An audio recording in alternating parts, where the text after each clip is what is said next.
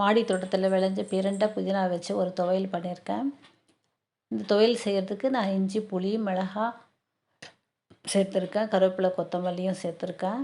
ஒரு வாணலியில் 3 ஸ்பூன் நல்லெண்ணெயை விட்டு ஒரு 2 ஸ்பூனு கருப்பு உளுந்து சேர்த்துருக்கேன். அந்த கருப்பு உளுந்தை வறுத்து தனியாக எடுத்து வச்சுருக்கேன். அதே எண்ணெயில் தோலெல்லாம் சீவின பிரண்டையும் போட்டு நல்லா வதக்கிக்கணும்.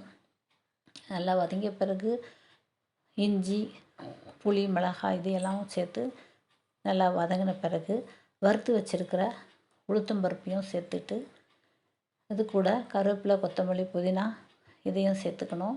இதை சேர்த்து கொஞ்சம் லேசாக வறுத்தா போதும். இது கூட உப்பையும் சேர்த்துக்கணும்.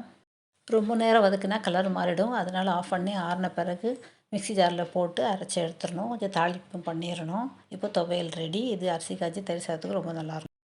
இந்த துவையல் கூட கொஞ்சம் தண்ணி சேர்த்து சட்னி பதத்துக்கு ஆக்கி இட்லி, தோசைக்கும் தொட்டுக்கலாம். ரொம்பவே நல்லாயிருக்கும். இந்த வீடியோ பார்த்து உங்கள் கமெண்ட்ஸ், லைக்கு, ஷேர் பண்ணுங்கள். நன்றி, வணக்கம்.